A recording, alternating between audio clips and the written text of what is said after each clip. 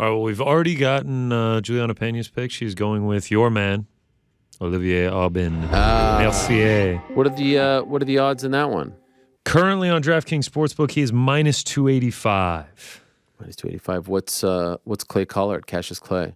Cassius Clay Collard plus 200. Okay. It's a fun fight. I like that one. Look, there's I get why people shit on the $49.99, but there's some good storylines attached to some of these fights, I mean, Olivier Aubin-Mercier's career resurgence, it's incredible. The guy was... Yeah, he's 9-0 in the PFL. Yeah, but isn't... Trying to win another milli. To play devil's advocate, isn't that a compelling reason to put this fight as something that fans who don't get access to it should see and then care about the PFL, as opposed to putting it behind a massive paywall that nobody's going to buy? I'm saying 1,000%. This should not be a pay-per-view. The more compelling the fight, the more free it should theoretically be. Yes, but you know that PFL until they can in make the a business usual out world of of the UFC, which is what people compare this to, the more compelling the fight, the more likely it's on pay-per-view. My point is the pay-per-view price tag, as it should, because that's a lot of money, clouds the card. But this is a good card. It's right, just the story becomes that instead of the idea. Like, it's a good card, which but is a it's too shame pricey, because which is the real they're story. not in the position to be doing pay-per-view. I'm sorry. You should not be doing pay-per-view. You should be trying. This card should be on ESPN 1, the mothership. Yes. Get it out to as many people as possible and hope that people are sitting around their homes on a Friday night, Black Friday, and they're like, oh shit, this is a fun product. That's what they should be doing. They should be saying, hey, everyone, we know you like the UFC. We know the UFC is out there. Come try us out. This is our time. Have it so you can fall into it. Not that you have to go to an app and pay $50. Don't put it on a paywall. That's crazy. Also, the $50. I think they'd make more money if they charged $5 per pay-per-view. Okay, 5 would even be better. You charge $10 for pay-per-view, you're making more than if you charged $50.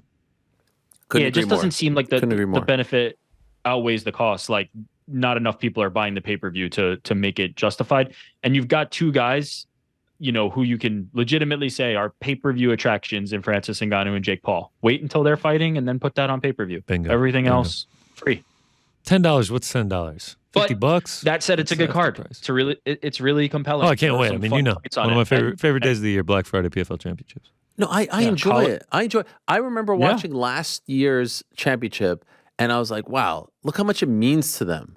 Like you rarely watch a Bellator event other than the championship, other than like Jason Jackson beating Yaroslav Amosov, where it's like, this means something, right? AJ McKee beats Sidney Outlaw, rush him out, let's get on to the next fight, blah, blah, blah.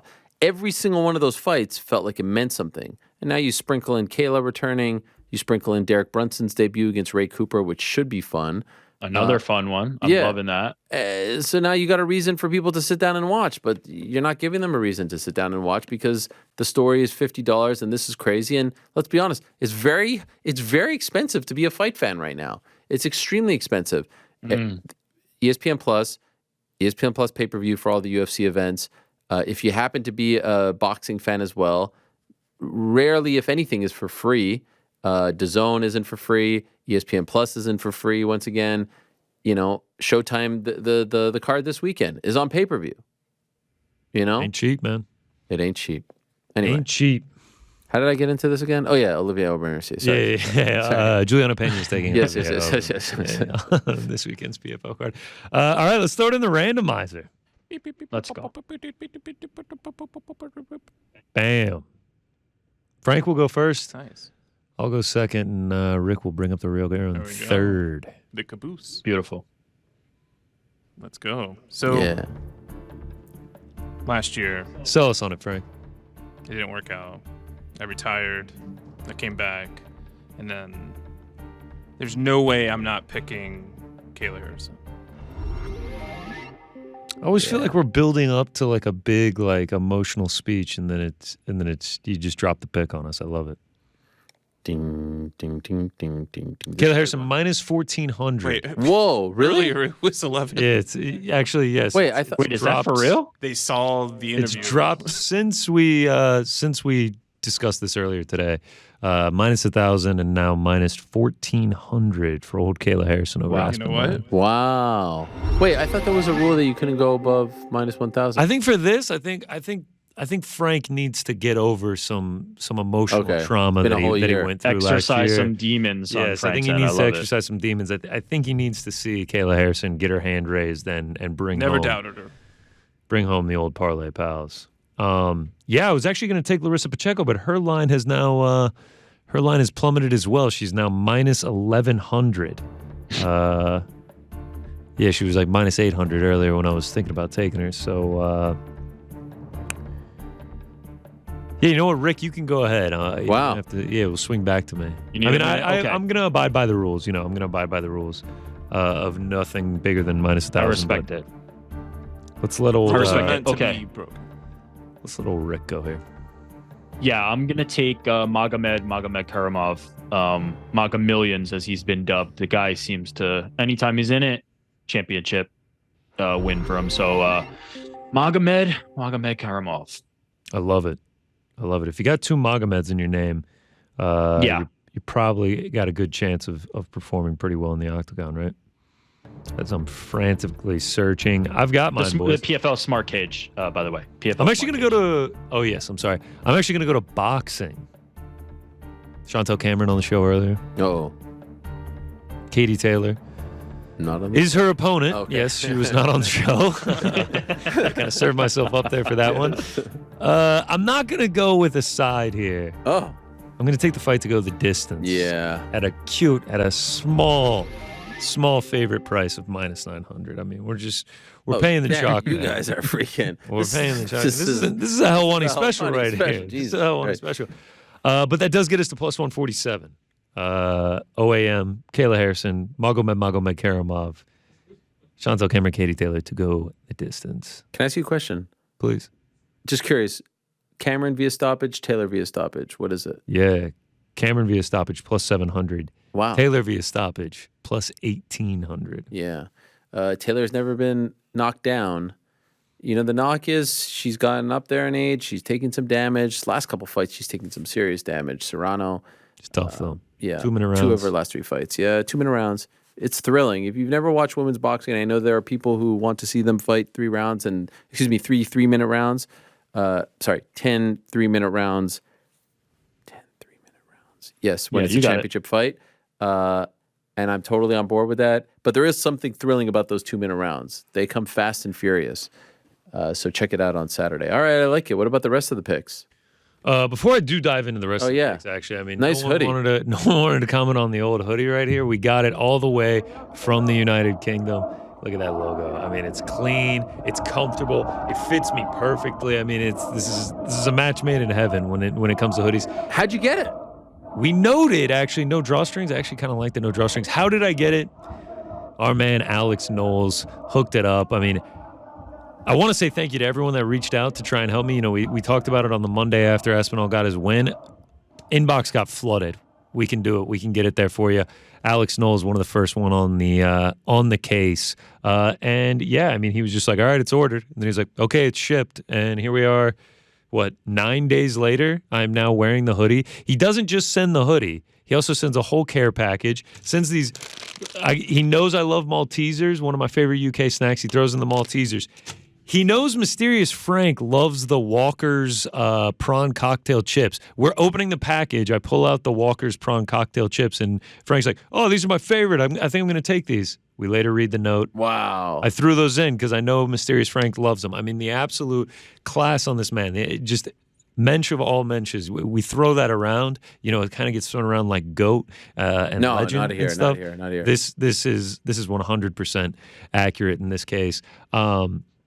And then I said he also added some stickers for your kids, some EPL stickers for your kids. Unbelievable. And then I was like, okay, how much do I owe you, man? He said, here's what it costs. Don't pay me, though. Go ahead and just donate it to November. Appreciate everything you do there. I mean, I'm just blown away. Absolutely blown away. Oh, and then he's an Arsenal supporter. So he sent me this bad boy right here. It's a logo for the tube, but instead it says Arsenal on it. That's going to definitely hang there forever. That's concrete. That's cemented. So, I mean, Alex Knowles, Alex Gunners on Twitter. Alex Gunners, I wonder why. I believe. Yeah, shout out.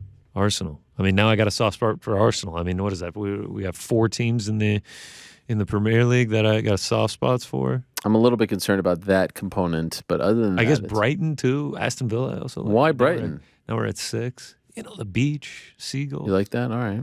I took a future on them though as well. Did you really? Yeah. To do what? Stay up? Them and Villa to finish top 10. Wow. I didn't even know you could do that. Anything on Forest? No, nothing on Forest. The odds were kind of shitty. Dicey. Minus 400 to stay up. I'm like, I can't pay that. Did we talk about Everton the other day? Oh my gosh, what a story. What a story. Yeah, Doc, 10 points. Could you believe this, New York Rick? 10 points for some, I guess, illegal business practices. I went on Twitter and Rick said, laughing, enjoying it. He's a sicko. I was stunned. I just Ariel, obviously knows that I was so on top of the news, but this is a crazy story because did you really know about this or no? Not even 1 second of no, but this is crazy said. Because Everton, our former team here, they had a horrible year last year. In fact, they staved off relegation on the final day of the season. Had they lost their last game of the season, they would have been relegated, which is a massive deal. Like that's hundreds of thousands of dollars, millions of dollars lost. Now you have to fight your way to get back up. I mean, that could change the course of your club for years, if not decades. It took Forest 23 years to get back to the Premier League. They staved it off. Great. This year they're having a better year. They're doing okay. They're kind of like in the 14. There's 20 teams. 17 stay up, 3 go down, 3 come up. They're in the 14 range. They come out. The Premier League comes out and docks them 10 points. Now they're back in relegation. They went from 14 points to 4 points, I believe it was, and now this might change their fortune because they did some stuff. I don't know. It's all very confusing about the what they paid and who they paid and what they paid. But the fans are like, so my thing was, all right. Wait, before you do that, how much time do they have to turn this around? From May to get out of relegation? May. So there's 30, are they going to do it? Does it seem like there's a lot of people who think they will because their team is better, and they're the Burnleys of the world and the Luton Towns of the world and the Sheffield Uniteds of the world are way worse than them. So they should be able to do it. It's a big, it's a little big handicap. It's a big handicap. Penalized. But my thing is like in pro sports, if James Dolan does something like he gets hit in the pocket, or there's a luxury tax, or there's this and that, to hurt the players who are playing on the pitch feels a little bit unfair to me. And then some people said like, well, how else do you truly hurt them? And I get that. I said like, maybe don't let them sign any players in the transfer window in January. Just say you have a freeze. You can't sign players for 2 years, something like that. Some people brought up college sports. In college sports, were the things that they were being punished for on the pitch though, or was it stuff that the owner would have done? Yeah, business. Oh yeah, then that does feel. I have to admit, that does feel a little bit. It's tough. Middle of the season, tough to justify. It happened to Juventus recently as well in Serie A. Listen, I get it. God, I mean, the whole world over there is different in terms of the way they deal with sports. The relegation system, I love, but I don't know. Let's say you're a player for Everton. Let's say I don't know. Let me pick one out of my hat. Jordan Pickford, starting goalkeeper. Of your 3 Lions. Of course. Is it right that he gets penalized? Like he didn't do anything wrong. I don't know. I feel like it's not necessarily fair. To the point you said earlier, though, like if these guys are billionaires, multi-millionaires, like is that going to hurt them? And this will hurt them. So maybe it's the only way. Maybe it's the only way that they can actually suffer some consequences. Yeah. Anyway, I don't even know how we got on this tangent. Oh, Frank brought it up. Yep. Yes. It's nice. Right. Because your friend, Arsenal and soccer, Brighton. Our friend. Yes, our friend. Alex Knowles, shout out to him. What a guy. Thank you very much for that. Yes, I mean, the hoodie. Very, very kind. I don't know when I'm ever going to take it off. It's a beautiful hoodie. It's a great hoodie. Shout out to Tommy. Next time, maybe though, screen printing, if we can work on some embroidery, Tom. Okay. Just throwing it out there, just ideas. I'm obviously not as merch guy, just an idea. All right, let's rip through these picks. Got a lot of picks. Sort of under the impression that I was going to be going, that I was going to be in attendance. Obviously, Frank had other plans. So I mean, when you go to a card, you want to be loaded up with the bets. So I mean, anytime these lines were dropping, I was like, let me play this, let me play that. So yeah, I've been sitting on some PFL bets for quite a while now. So just roll with me here as I go through these 12 singles.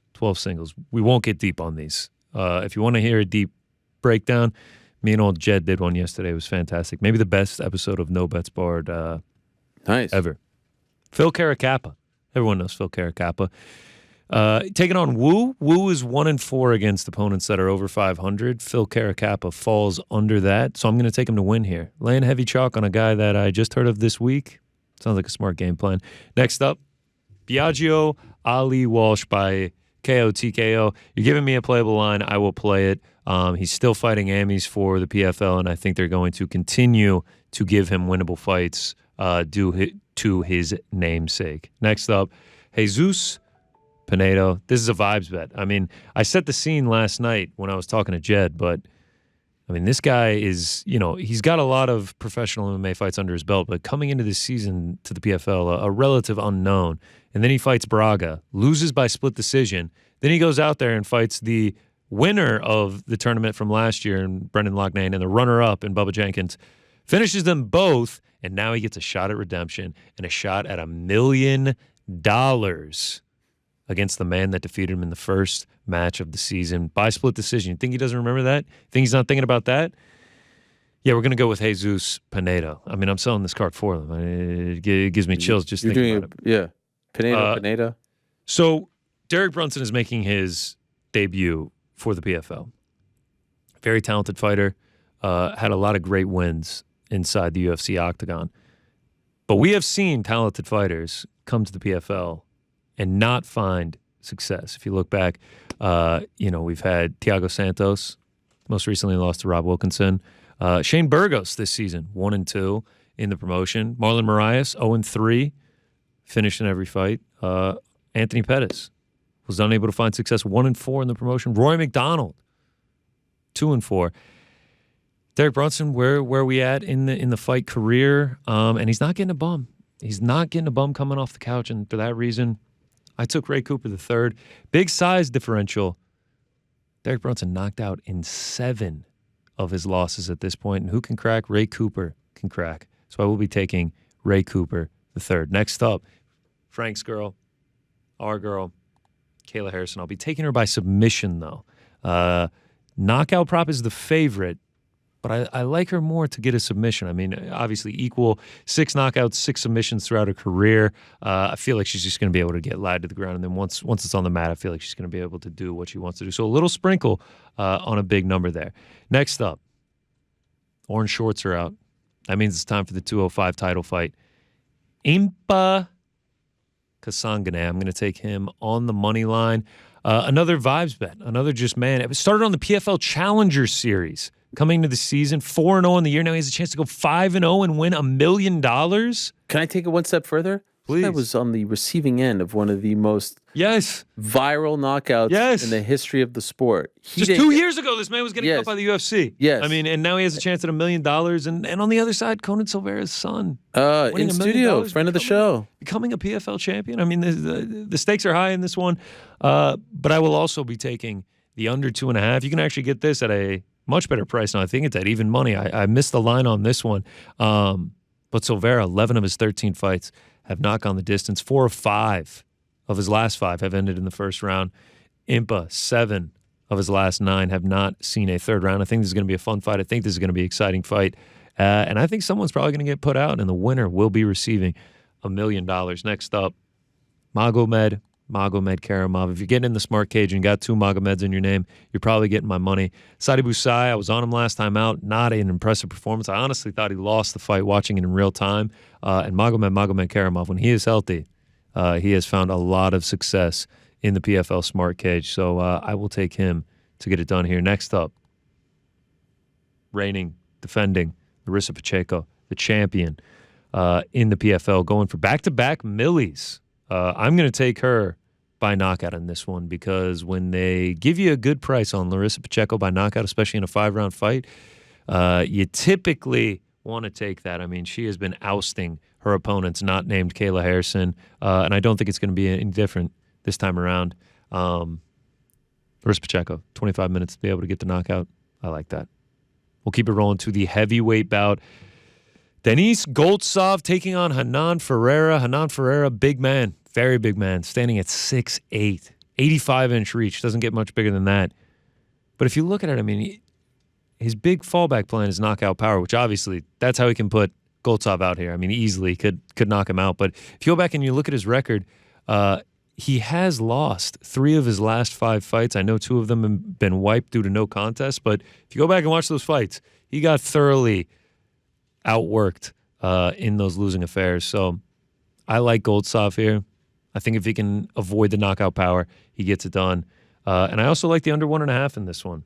Goltsov, 4 of his last 5 ended round 1. Ferreira, 5 of his last 7 ended in round 1. 2 big boys, 2 heavyweights going at it. And then in the main event, OAM, 9-0 in the PFL, a career resurgence like we've never seen before, and that's going to be the That's Money moment of the weekend. Oh, yeah. 10-0 in the PFL, back-to-back millies. Is it his last fight ever? I don't know. He has hinted at that, but I would say no. He's hinted. And then a parlay that carries over from last week, Kuramagomedov, Kayla Harrison, Larissa Pacheco. And that's that. So instead of being stacked up with bets in D.C. and getting enjoyed at the beautiful Anthem, I'll be on my couch, sporting from afar. Oh, yeah. That's a lot of stuff there. It's a lot to like. There's a lot going on. A lot of action. I'm excited. Thanks for watching. We appreciate it very much. Hey, if you like this video, give us the old thumbs up. Subscribe as well. You could get many more of these videos on the channel, so please do that. We would love you forever if you did so.